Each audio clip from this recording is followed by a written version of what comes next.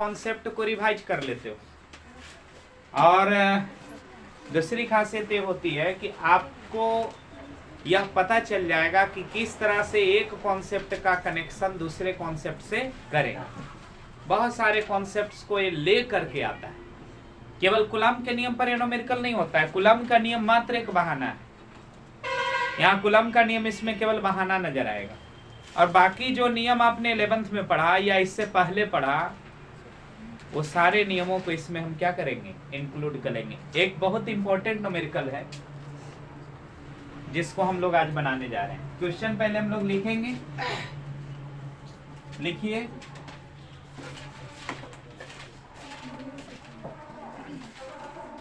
Question मेरे साथ लिख लो। समान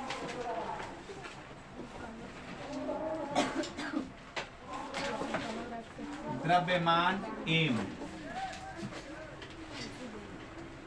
के तो पीथ बॉल। ये पीथ बॉल वाला कॉन्सेप्ट जो है ना, वो आप लोग बार बार देखोगे फिजिक्स में। पीथ बॉल, छोटा छोटा बॉल, ठीक है ना। दो पीथ बॉल को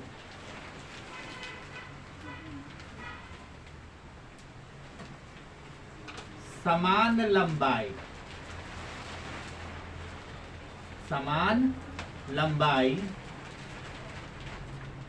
के समान लंबाई ब्रैकेट में लिख देते हैं एल के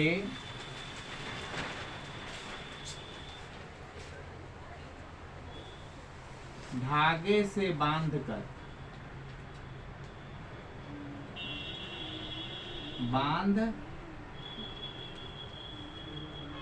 कर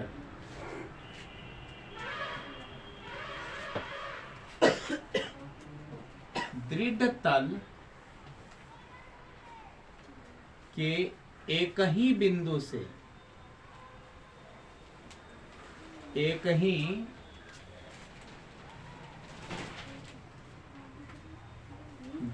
से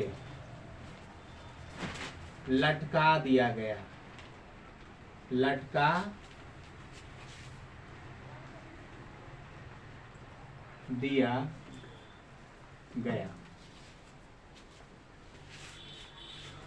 और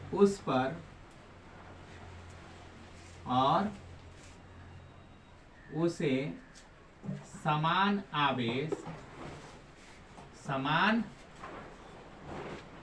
आवेश Q से आवेशित किया गया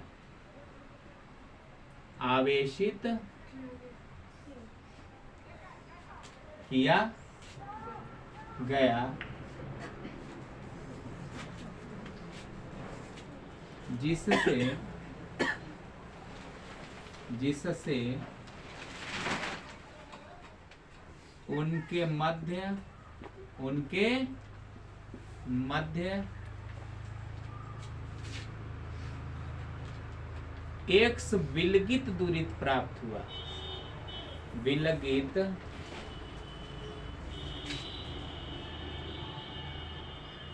दूरी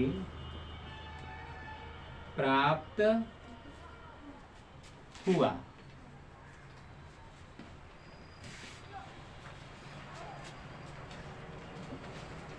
एक्स के छोटे मान के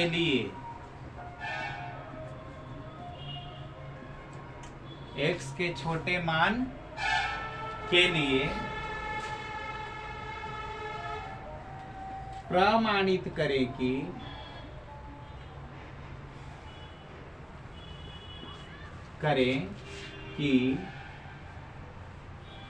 प्रमाणित करना है x बराबर Q² L बटा में 2 पाई एप्सिलॉन नॉट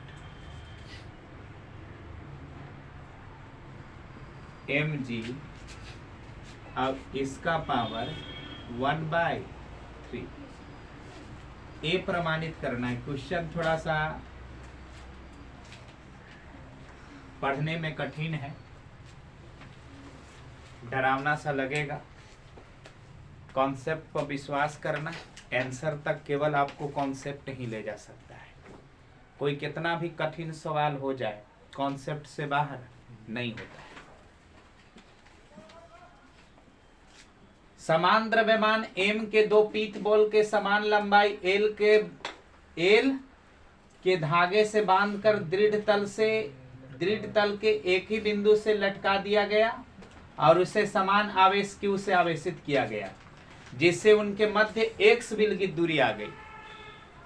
x के छोटे मान के लिए प्रमाणित करके दिखाना है कि q² L/2πε0 mg। अब इसका पावर कितना? 1/3।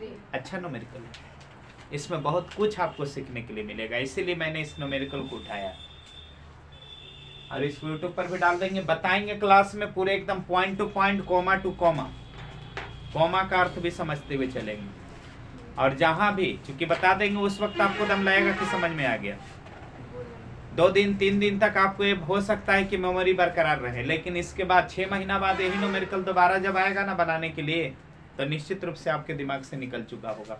चूंकि आप न्यूमेरिकल को रटने की कोशिश करेंगे, न्यूमेरिकल रटा ही नहीं जाता। मान लो हम इस मोड में दे दिए, कोई और मोड में इसी तरह का न्यूमेरिकल आ गया, तो कैसे बनाओगे? साइंस का गेस नहीं होता है, साइंस का गेस नहीं होता है। लोग गेस कर देते हैं इसलिए क्योंकि कुछ सर्टेन क्वेश्चन ही इंटर में रिपीट करता है, इसलिए गेस कर देते हैं।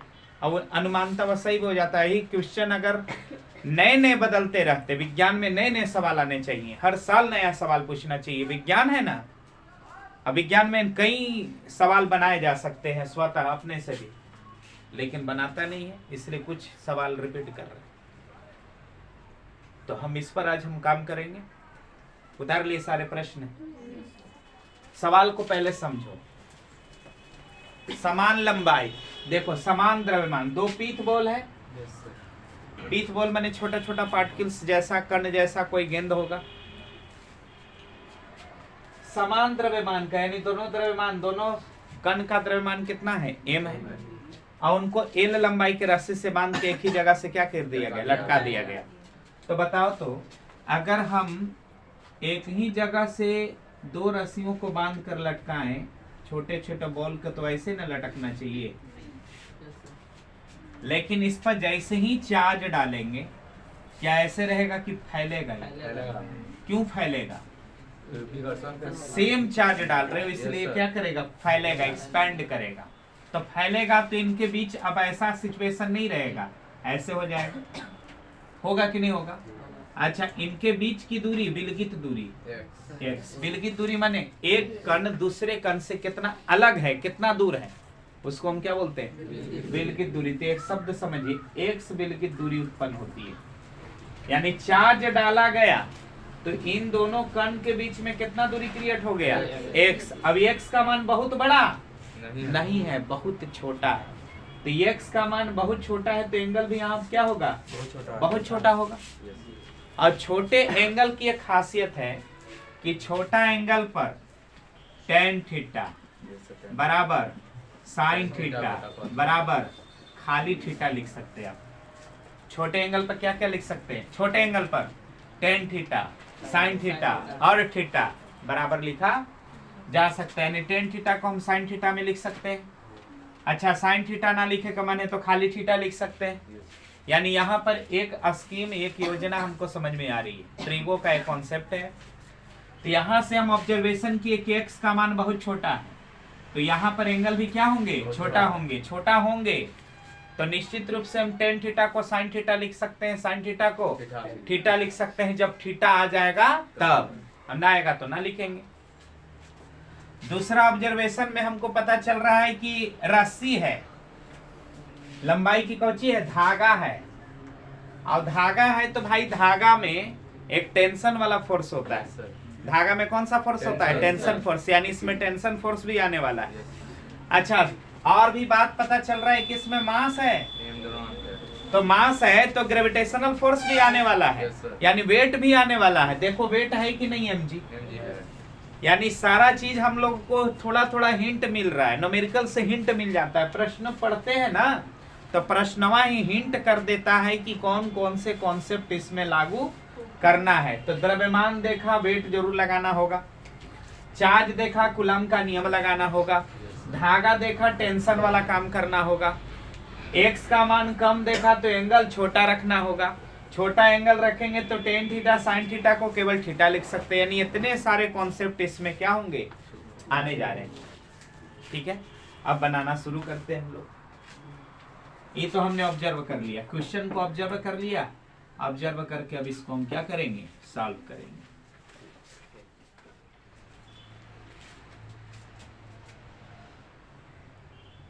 चार्ज पार्टिकल इस तरह से लटकेगा क्योंकि चार्ज इस पर हम क्या कर दिए हैं, डाल दिए। इसका द्रव्यमान m, इसका भी द्रव्यमान m, दोनों का द्रव्यमान कितना m।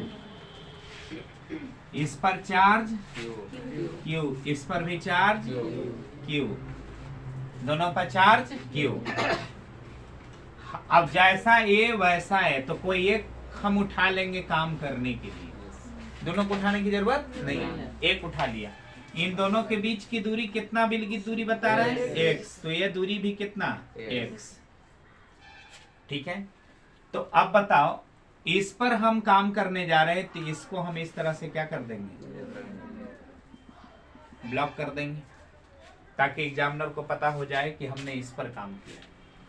ठीक है ना, एकदम फेसबुक की अंदाज। अब इस पर क्या काम करेंगे तो सभी बल निकालेंगे। तो कौन कौन से बल है, चक्रव्यूह में बंधा हुआ ये जो कण है, इस पर एक फोर्स ग्रेविटेशनल का द्रव्यमान के कारण नीचे के ऊपर, डाउनवर्ड नीचे वेट के रूप में। याद आया 11th क्लास का कॉन्सेप्ट mg, एक फोर्स नीचे डाउनवर्ड।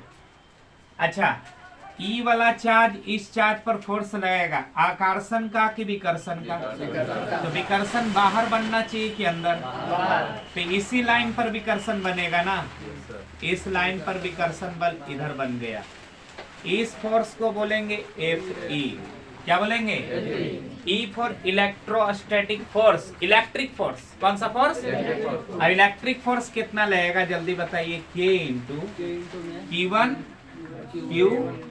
Q2 भी Q, अब इनके बीच की दूरी कितना हो जाएगा, x स्क्वायर। कितना हो जाएगा, KQ स्क्वायर बटा में x स्क्वायर। अच्छा, यहाँ पर एक धागा दिख रहा है तो टेंशन फोर्स, अब धागा में टेंशन फोर्स इस बिंदु पर निकालना है।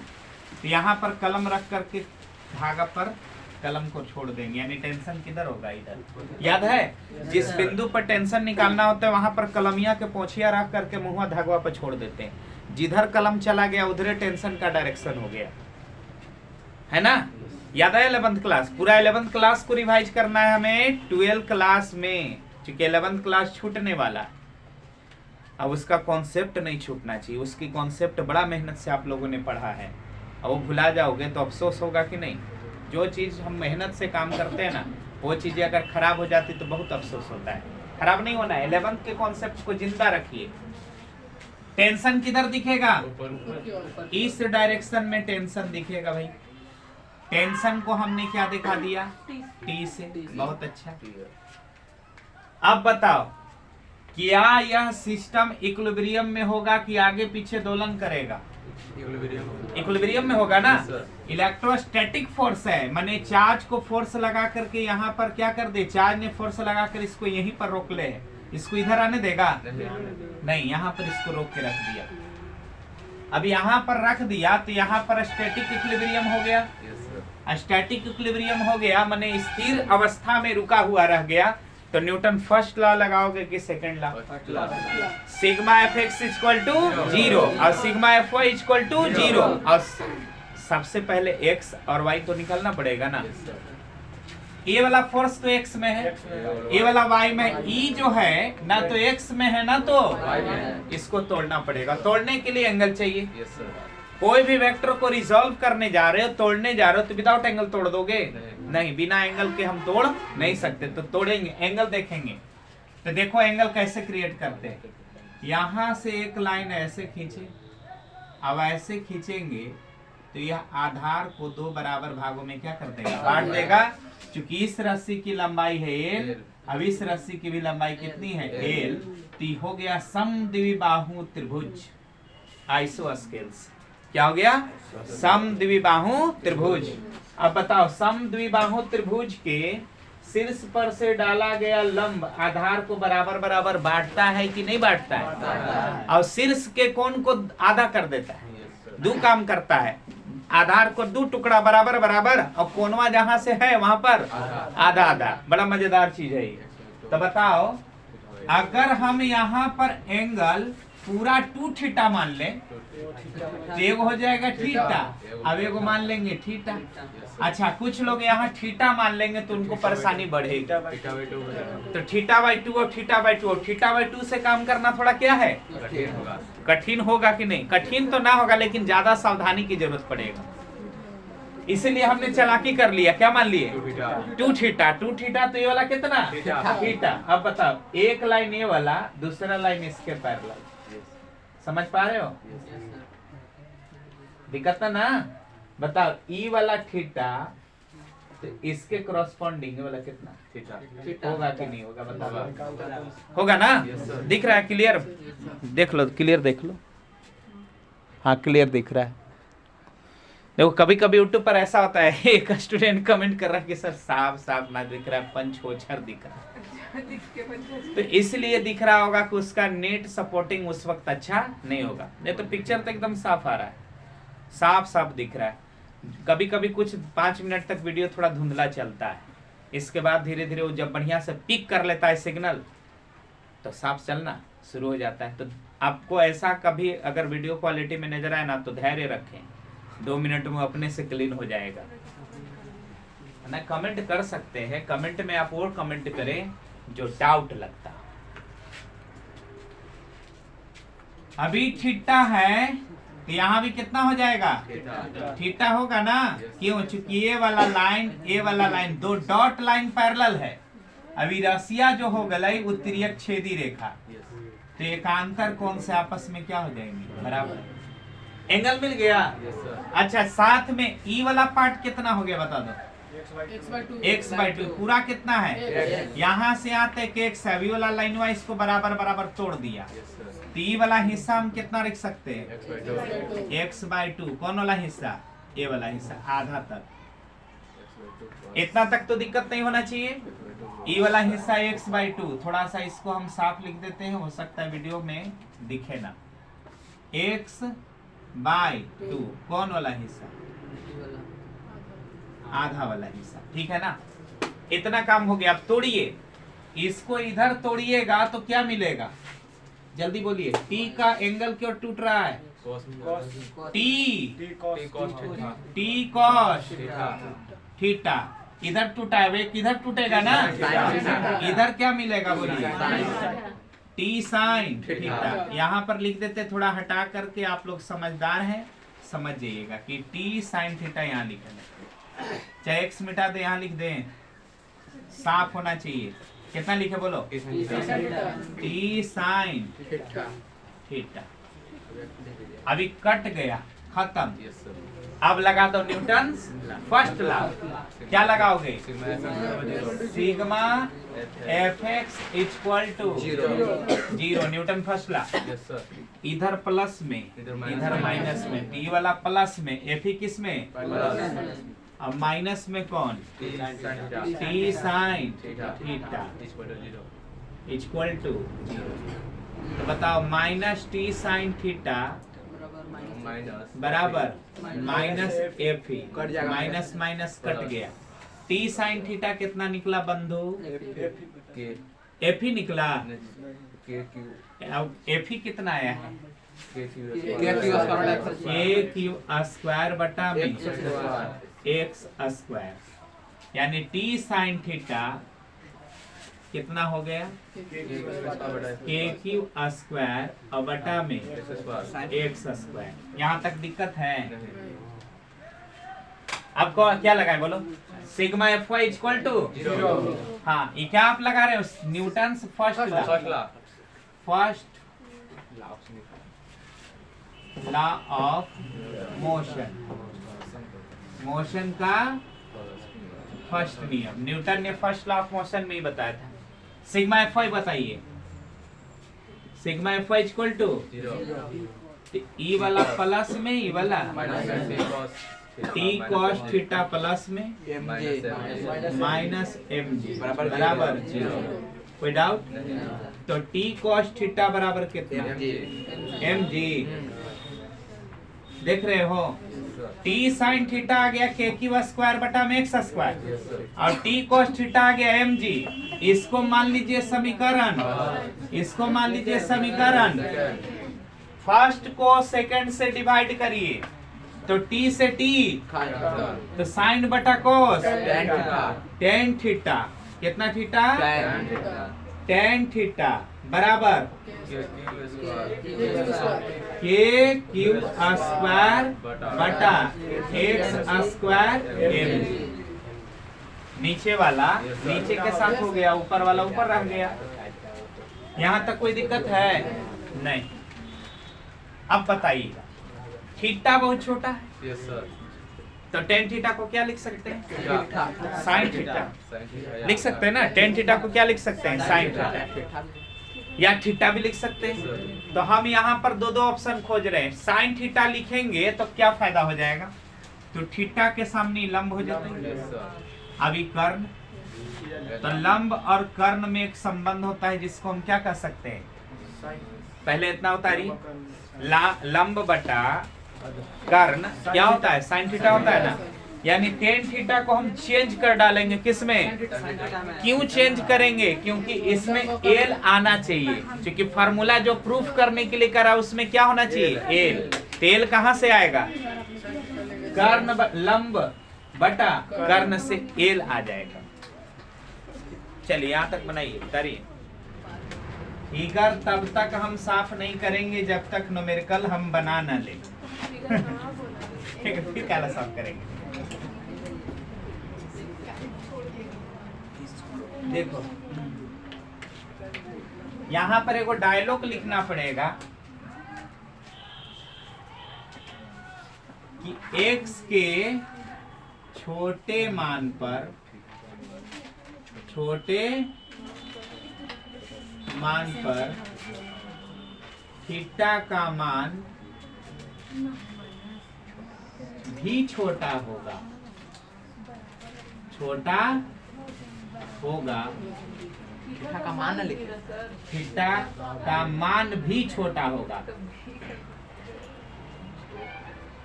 मान भी क्या होगा? छोटा होगा। अतः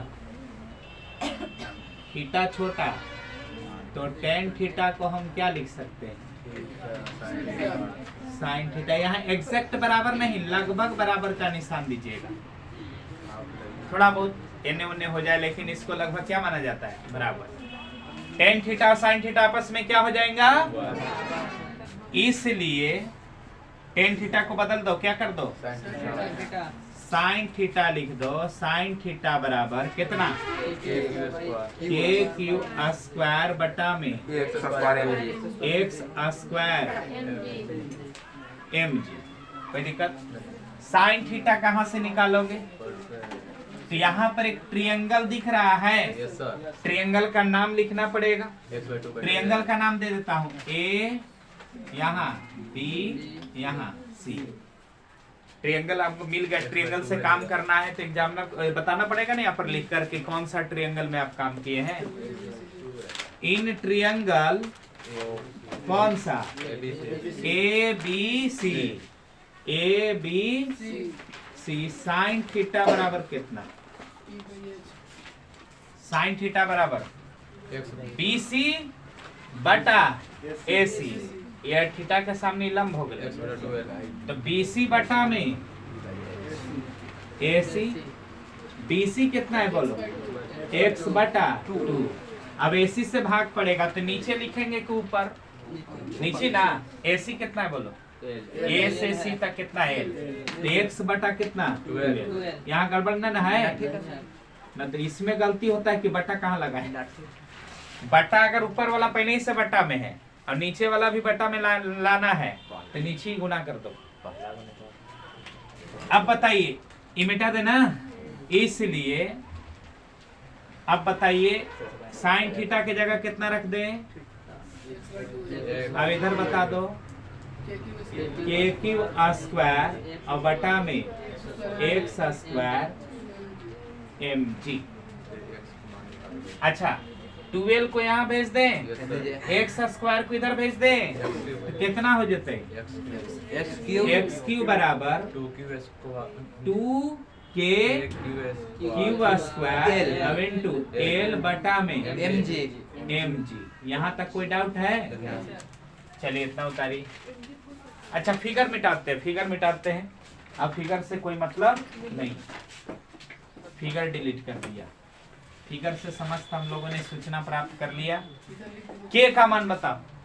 वन बोला ना, आपको जो प्रूफ करना है उसमें एप्सल नोट है ना, तो इतना दिमाग लगाइए कि प्रूफ करना है एप्सल नोट के रूप में, वही ना रखेंगे।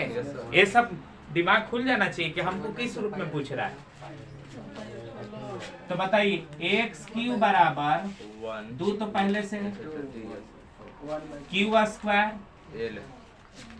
एल और के का मान तो 1/4 यानी 4 पाई एप्सल नोट एम जी, यही ना।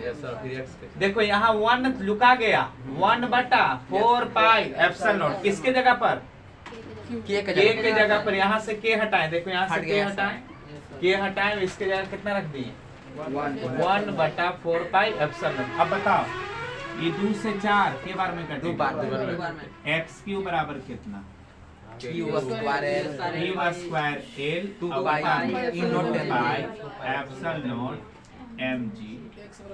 तो एक्स बराबर बोल दो क्यू स्क्वायर एल बटा में 2 पाई एप्सल नोट एम जी। अब इस पर पावर कितना है 1/3 इधर है तो उधर 1/3, यही ना प्रूफ करना था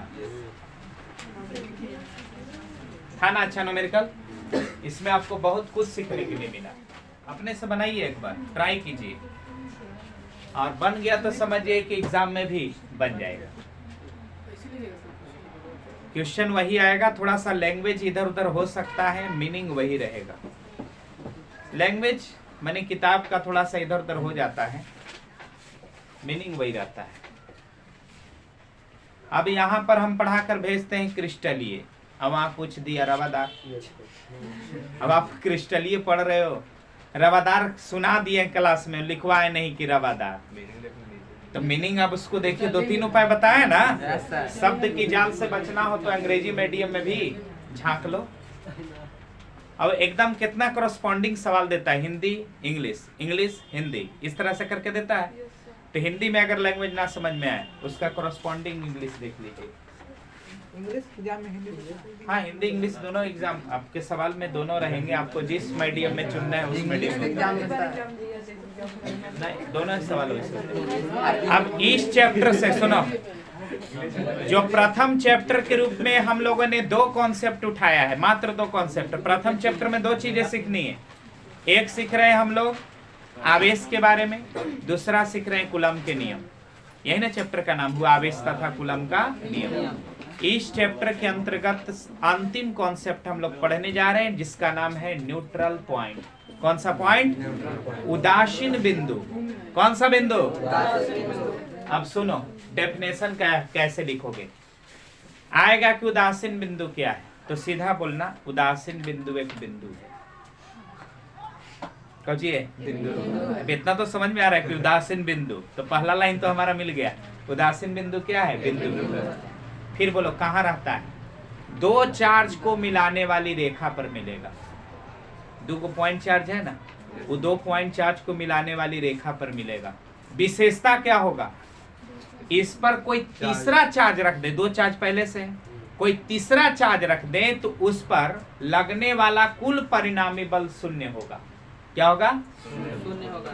तब जाके वो बिंदु का नाम पड़ेगा कौन सा पॉइंट? Neutral point. यानी न्यूट्रल पॉइंट में 3 पॉइंट आपको याद रखना है। न्यूट्रल पॉइंट एक बिंदु का नाम है, यह दो बिंदु आवेशों को मिलाने वाली रेखा पर मिलता है।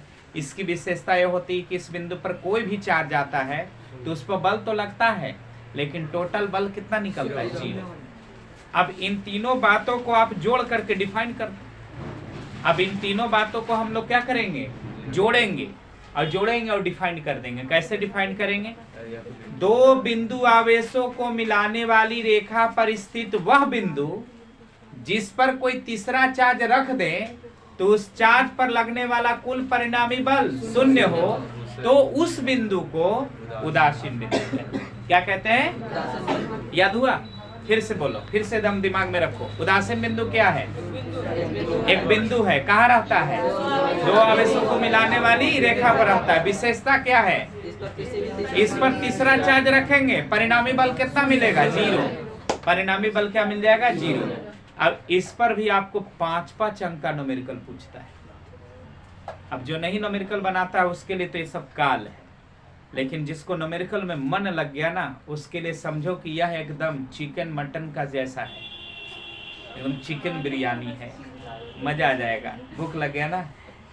भूख लगे, चिकन का नाम ले तो भूख लगा। नास्तिक। इतना भी चिकन फेवरेट नहीं है मेरा। नहीं, मुर्गा पसंद नहीं आता है। तो ये सारी बातें हम लोग कर लिए। अगले क्लास में हम लोग न्यूट्रल पॉइंट को क्या करेंगे? कवर करेंगे। याद तो हो जाना चाहिए।